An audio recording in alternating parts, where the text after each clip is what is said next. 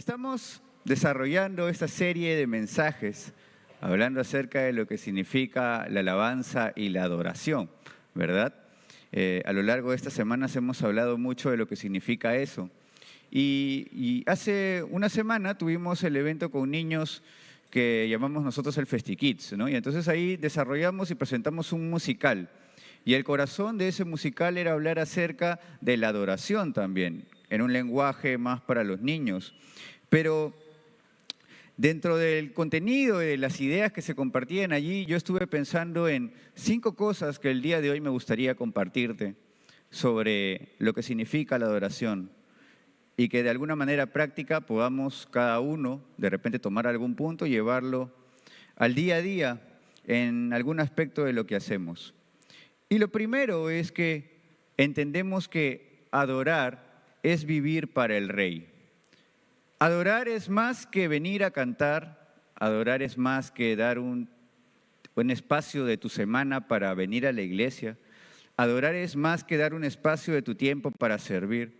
Adorar no es solamente las cosas que haces para Dios, entre comillas, adorar es un estilo de vida y para nosotros es vivir para el Rey, para quien es el dueño de todas las cosas.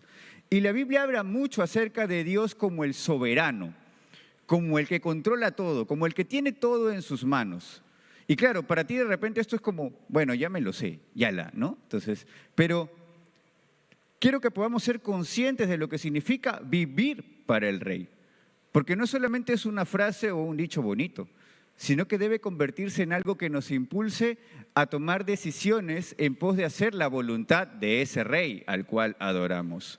La Escritura dice en Romanos capítulo 14, versículo 8 lo siguiente. Pablo está diciéndole a los romanos, si vivimos, para el Señor vivimos, y si morimos, para el Señor morimos. Así pues, sea que vivamos o que muramos, del Señor somos. Si tú has entregado tu vida al Señor, si tomaste la decisión de hacer a Jesús el Señor y Salvador de tu vida, entonces tú le perteneces al Rey. Tu vida dejó de pertenecerte a ti mismo. La Escritura dice, hemos sido crucificados juntamente con Cristo.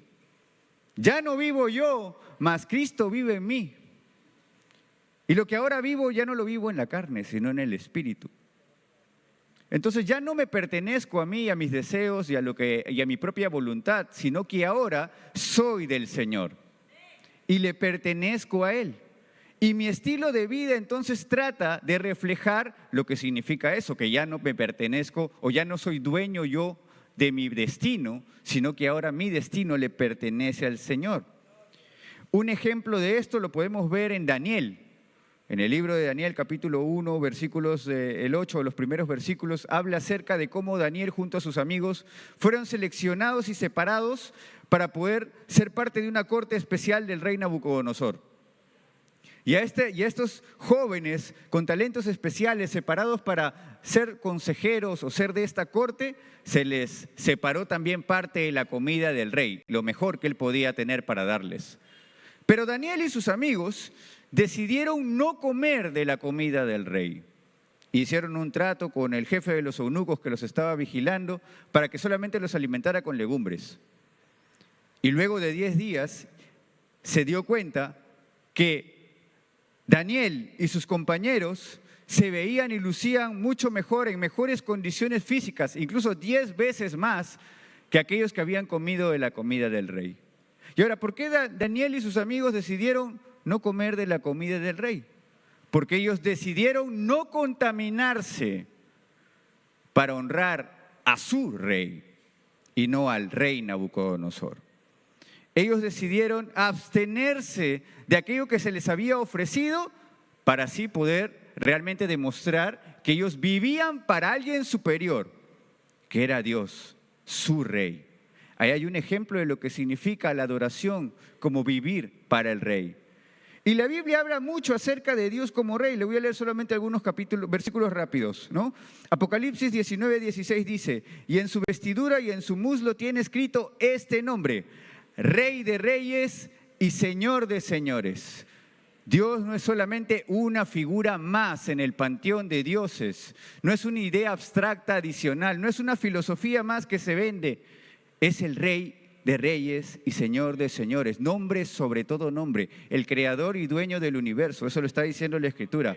Jeremías 10:10 dice lo siguiente: mas Jehová es el Dios verdadero, Él es Dios vivo y Rey eterno.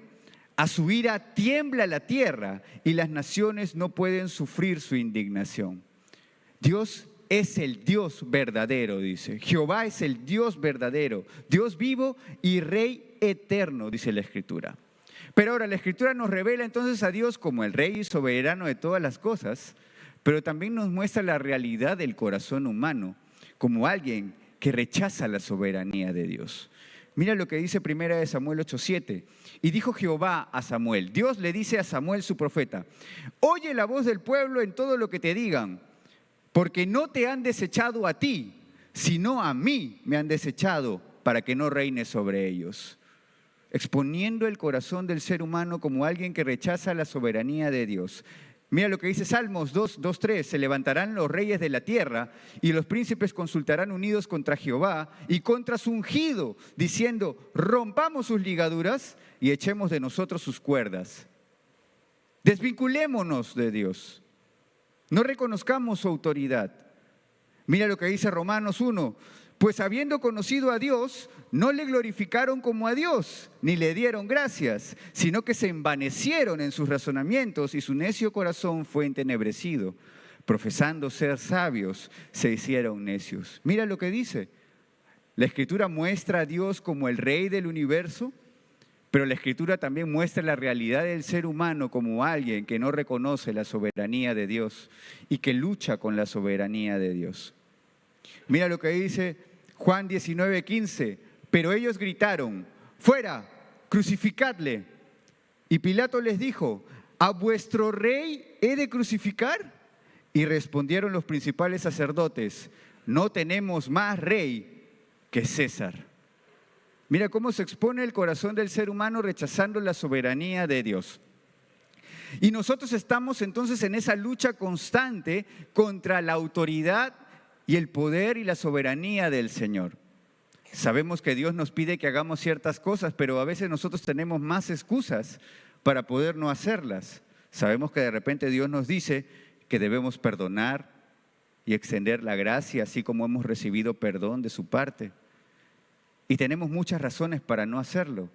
Si Dios supiera lo que me hicieron, entonces Él no me pediría que los perdonara, sino seguramente traería su justicia, ¿no?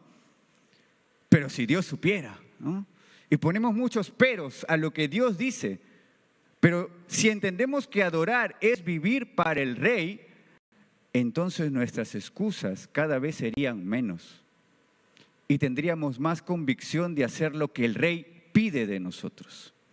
Si el Rey pide que seas un buen administrador de tu tiempo, entonces tendrás que tener menos excusas para distracciones y empezar a buscar mejor cuáles son las prioridades correctas para usar el tiempo que tienes. La Escritura dice: aprovecha bien el tiempo y vive con sabiduría el día. Y eso lo dice el Rey del universo. Entonces, ¿qué pero le podemos poner? Si yo entiendo que adoración es vivir para el Rey, entonces yo siempre voy a buscar de tomar como más importante su palabra y su voluntad que mis propias razones, que mis propias excusas, que mis propias justificaciones. Ahora, la Escritura me revela que hay una lucha en mi interior. Hay un deseo en mí que me impide hacer lo que Dios quiere. Y Pablo lo decía: cuando quiero hacer lo bueno, no lo hago. Y lo que no quiero hacer, eso hago. Hay una lucha, es real. Pero aquellos que han entregado su vida a Jesucristo no están solos en esa lucha. Tienen a la presencia de Dios a través del Espíritu Santo en ellos, transformándolos. Dice, es el Espíritu, el ayudador, el que te guía a toda verdad. Él es el que te hace entender que Dios es el Rey del universo y el que te ayuda a vivir para el Rey. El que te hace entender que tus excusas frente al Rey del universo no tienen sentido y que te empuja y que te impulsa a mostrar tu adoración en obediencia a lo que Él dice. porque recubrirás así que esa es tu mejor vida. Entonces adorar es vivir para el Rey. Pero cuando tú adoras al Rey, entonces eres consciente de su presencia continua. Eres consciente de su compañía. La Escritura dice en Mateo 28:20, cuando Jesús le está dando la gran comisión a sus discípulos para que vayan a ser discípulos, les dice, enséñenles que guarden todas las cosas que yo les he mandado. Y he aquí, yo estoy con ustedes todos los días hasta el fin del mundo. Quien adora al Rey sabe que es consciente, sabe, está seguro de que el Rey lo acompaña y está presente en su vida en cada momento. Nunca te deja solo, nunca te sales del control de sus manos. Ninguna cosa que te suceda está fuera de su poder o de su control. Él sabe todo lo que te pasa y tiene todo bajo sus manos y puedes estar seguro en Él. Piensa en José, un ejemplo. José atravesó muchas dificultades, pero era consciente de que Jehová estaba con él. Génesis 39:2. Y fue una persona íntegra que vivía haciendo las cosas correctas y siempre estuvo bajo el control de Dios. A pesar de las circunstancias adversas que vivió, incluso estando en prisión, incluso siendo esclavo, incluso aunque sus hermanos lo hayan vendido, el Señor lo promovió y lo llevó a cumplir el propósito que tenía para su vida. Entonces, cuando tú eres consciente de que estás adorando al Rey, entonces también puedes estar seguro de su compañía y por lo tanto de que Él tiene el control de tu futuro. Él tiene el control de las cosas que te suceden. Puedes estar atravesando adversidades, pero en sus manos, en las manos del Rey, tú estás bien. Tú estarás seguro.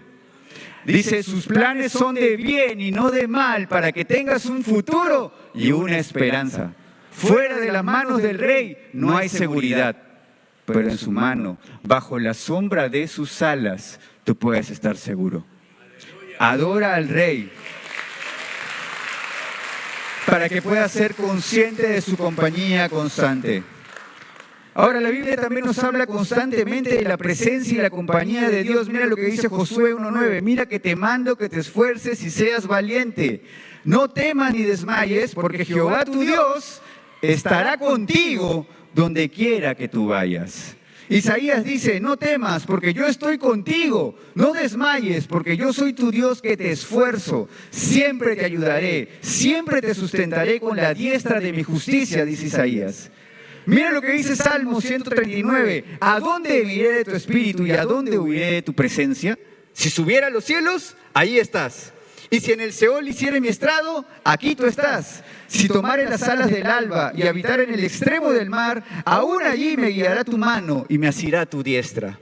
Mira lo que dice Hebreos 13:5. Porque Él dijo, no te desampararé ni te dejaré. La Biblia es un recordatorio constante de la presencia continua del Señor. Y si tú adoras al Rey, entonces estás seguro de su compañía. Y estás seguro de que esa compañía es buena para ti. Porque Dios no está buscando tu mal. Dios no está buscando que no puedas vivir a plenitud. Y eso es lo último que te diré. Pero puedes estar seguro de que su compañía es lo que tú necesitas.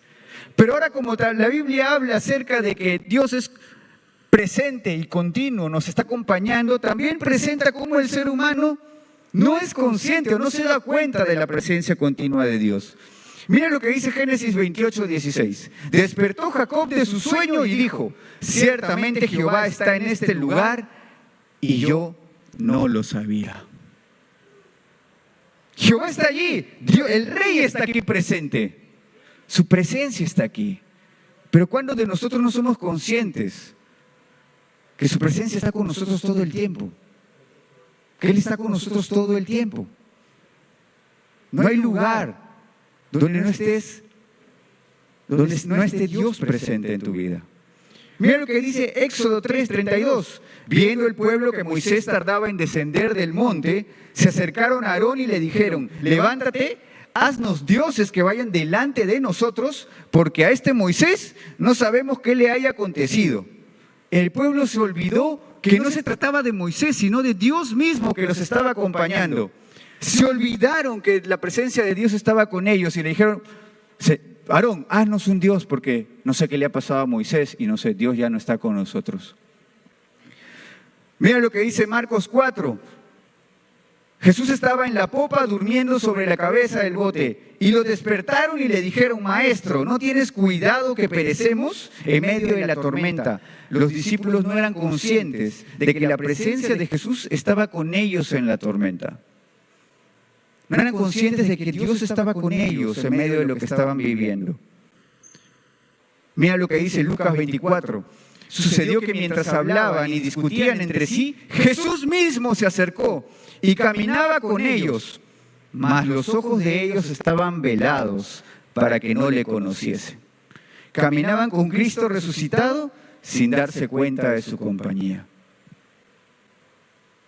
¿Y cuántos de nosotros a veces estamos aún con los ojos tapados? O pensamos que de repente nos tapamos a propósito en ciertos aspectos o rincones de nuestra vida en los que pensamos que Dios no va a entrar. En las que podemos hacer a un lado a Dios y vivir por nosotros mismos. Sí, yo sé que Dios está conmigo, pero en este aspecto de mi vida, Diosito, espérate un ratito, esto lo manejo yo, ¿no? Pero no somos conscientes que Dios está en todo. Él es todo y está en todo. Y quien adora al Rey es consciente de que Dios está en todo. Porque para vivir para el Rey necesitas entregarle todo aspecto de tu vida, en el cual sepas que Él te está acompañando para algo bueno. Porque Él no te está acompañando para condenarte. La Biblia dice que Dios envió a su Hijo unigénito para salvar al mundo, no para condenarlo. El mundo ya estaba condenado, pero Dios envió a Jesucristo para salvarnos. Entonces la compañía y la presencia de Dios no es para condenarte, es para salvarte, es para transformarte, es para que tú puedas conocer que hay una voluntad que el Rey tiene, que es para ti buena, agradable y perfecta, y que no tiene algo malo para ti. Lo tercero es que adorar al Rey nos hace amar a los demás. Primera de Juan 4, 19 al 21 dice, nosotros le amamos a Él porque Él nos amó primero. Si alguno dice yo amo a Dios y aborrece a su hermano, es mentiroso. Pues el que no ama a su hermano a quien ha visto, ¿cómo puede amar a Dios a quien no ha visto? Y nosotros tenemos este mandamiento, el que ama a Dios, ame también a su hermano. Porque el que adora al Rey vive para Él, haciendo su voluntad, consciente de su compañía constante. Entonces el Rey sabe que las relaciones son difíciles. Él sabe que hay conflictos, Él sabe que hay tensión, Él sabe que no todos vamos a estar de acuerdo, Él sabe que algunos son de la U y otros son de Alianza. Él lo sabe. A Él no le sorprende que de repente no te lleves mal con tu compañero, que te lleves mal con tu compañero de trabajo, que tengas problemas con tu esposo, con tu esposa, que a veces no sepas qué hacer con tus hijos y que eso te saque de quicio, que a veces reacciones mal con ellos. Eso no le sorprende.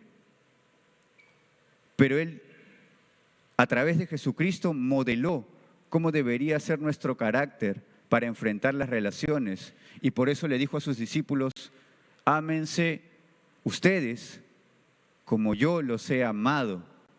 Y ese mismo mandamiento nos lo da a cada uno de nosotros. Entonces, quien adora al Rey, hace su voluntad, es acompañado por Él para mostrar su amor al resto de personas, para mostrar su amor al mundo, para reflejar su carácter a los demás. Y por eso Dios te dice que hay que perdonar. Perdonar no significa que olvides, perdonar no significa que las personas tengan que afrontar las consecuencias de sus actos. Perdonar significa que tú te liberas de una carga, del dolor, que le das a Dios el poder para darte sanidad de aquello que en algún momento te rompió. El hecho de no perdonar es decirle a Dios, yo mismo puedo sanarme. Puedo pensar que el tiempo me va a sanar, puedo pensar que la terapia lo va a hacer, no digo que eso no te ayude, pero ¿quién de nosotros tiene poder para transformar su propio corazón? Ninguno. Solo el poder del Rey. Solo la presencia del Rey puede transformar nuestro corazón y llevarlo de un corazón muerto a un corazón vivo, de un corazón de piedra a un corazón de carne. Entonces, actuar con amor y mostrar amor a otros a través del perdón, de la generosidad, del servicio, es vivir para el Rey, es adorarlo. Y es un desafío que solamente están dispuestos aquellos que han recibido del amor de Dios, porque le han conocido, y al conocer al Rey y su amor, entonces son capaces de compartirlo. Entonces son capaces de reflejarlo, porque han entendido que en la voluntad del Rey nace el amor, que en la voluntad del Rey la esencia es su amor, porque es algo bueno. Y en esa bondad tratan de vivir hacia los demás, reflejando ese amor. La Biblia habla mucho acerca de lo que significa amar al prójimo. Un ejemplo podría ser la parábola del buen samaritano. Pero también hay muchos pasajes que repiten sobre este mandamiento. Primera de Juan 4, 7 al 8, Juan capítulo 13, ¿no? Ámense los unos a los otros como yo os he amado. Romanos 13, 10, el amor no hace mal al prójimo, así que el cumplimiento de la ley es el amor, dice la Escritura. Colosenses 3, 14, y sobre todas estas cosas vestidos de amor, que es el vínculo perfecto, dice la Biblia. Pero así como habla del mandamiento de Dios de amar y compartir su amor, habla de lo egoísta que puede ser el hombre también, revelando nuestro corazón, para ser confrontados con nuestra naturaleza. Sí, con aquello que los que recibimos a Jesús como nuestro Señor y Salvador, hemos dejado atrás. Pero la Biblia dice, quítate ese viejo hombre, despójate de él y vístete con tu nueva naturaleza, la que es guiada por el Espíritu, la que hace las cosas del Señor, la voluntad de Dios. Significa que hay una lucha aún en tu corazón, razones, justificaciones, argumentos, barreras, fortalezas mentales que te piden actuar con amor, que te piden ser generoso, que te impiden extender perdón y con las cuales el único que te puede ayudar a luchar es la verdad del Señor y conocer el amor de Dios. Dice la Biblia en 2 de Timoteo, habrá hombres amadores de sí mismo, avaros, vanagloriosos, soberbios, blasfemos, desobedientes a los padres, ingratos, impíos. El corazón del hombre sin Dios tiende a pervertirse aún más. Mira lo que dice Mateo, y por haberse multiplicado la maldad, el amor de muchos se enfriará. Mientras quien conoce al Rey puede extender amor, vivir en el amor y compartirlo, quien no adora al Rey apaga el amor en su corazón, producto de la maldad que hay a su alrededor y en su interior. Mira lo que dice Santiago 4, ¿de dónde vienen las guerras y los pleitos entre vosotros? No es de vuestras pasiones, las cuales combaten en vuestros miembros. Codiciáis y no tenéis, matáis y ardéis de envidia y no podéis alcanzar. Combatís y lucháis, pero no tenéis lo que deseáis. De tus pasiones, ¿de dónde viene? De tu interior, ¿no? Y hay un interior con el cual tú estás luchando. Y adorar al Rey significa no dejar de luchar. Alimentarse de su voluntad para que esa voluntad te lleve a obedecerlo y a entender por qué perdonar es lo mejor que tú puedes hacer. Porque ser generoso con tu tiempo, tus recursos, con tus talentos y tus dones es lo mejor que tú puedes hacer. Porque extender amor es lo mejor que tú puedes hacer.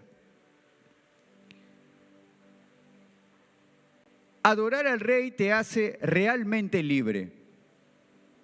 Juan 8:36 dice, Jesús les responde, de cierto les digo, que todo aquel que hace pecado, esclavo es del pecado. Y el esclavo no queda en la casa para siempre, el Hijo sí queda para siempre. Así que si el Hijo os libertare, seréis verdaderamente libres.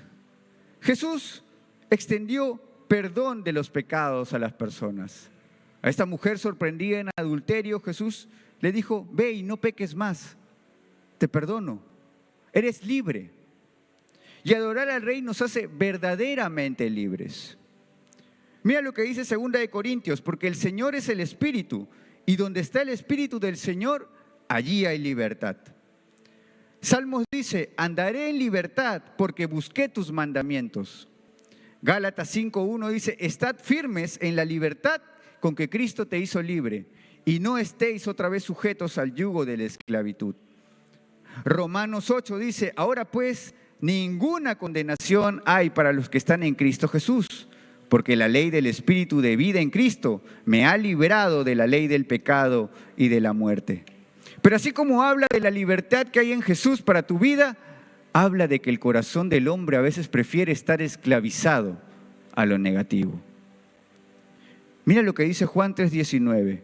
Y esta es la condenación, que la luz vino al mundo, y los hombres amaron más las tinieblas que la luz, porque sus obras eran malas.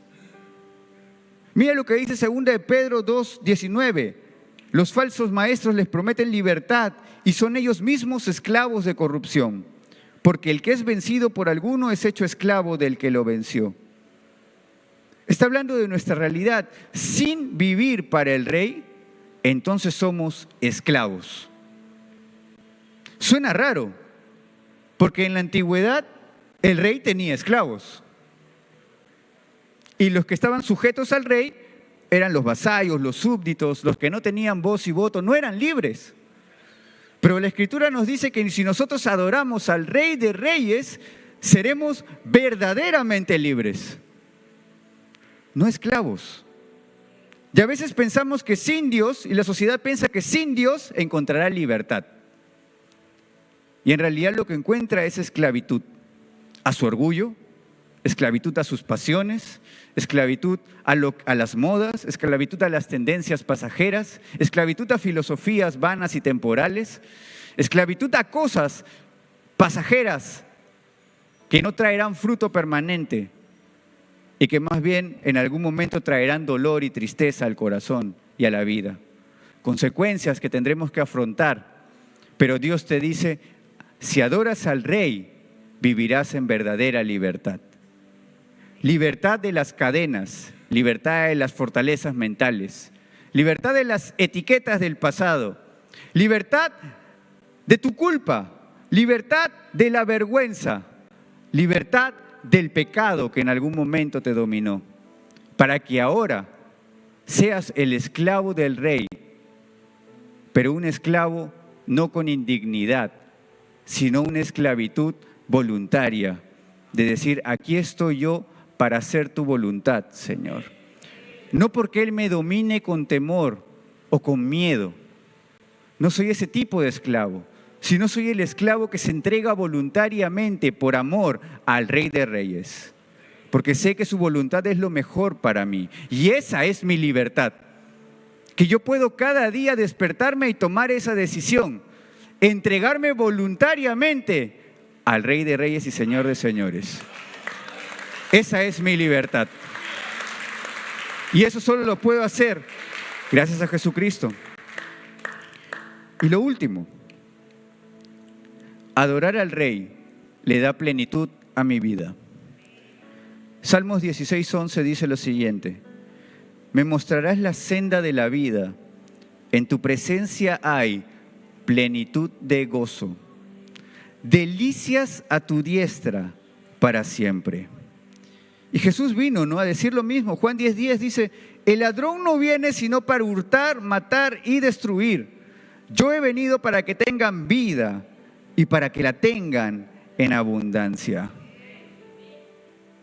David, pero a veces la vida no parece tan plena.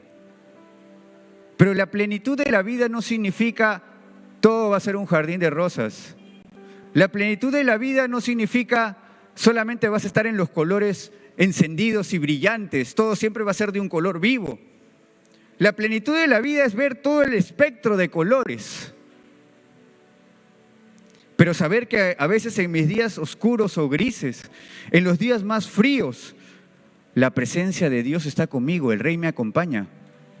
Y su voluntad en medio de lo que yo puedo vivir no es mala para mí. sino que Él en medio del valle de la sombra y de la muerte es el buen pastor que me va a acompañar y me va a llevar a pastos donde pueda descansar.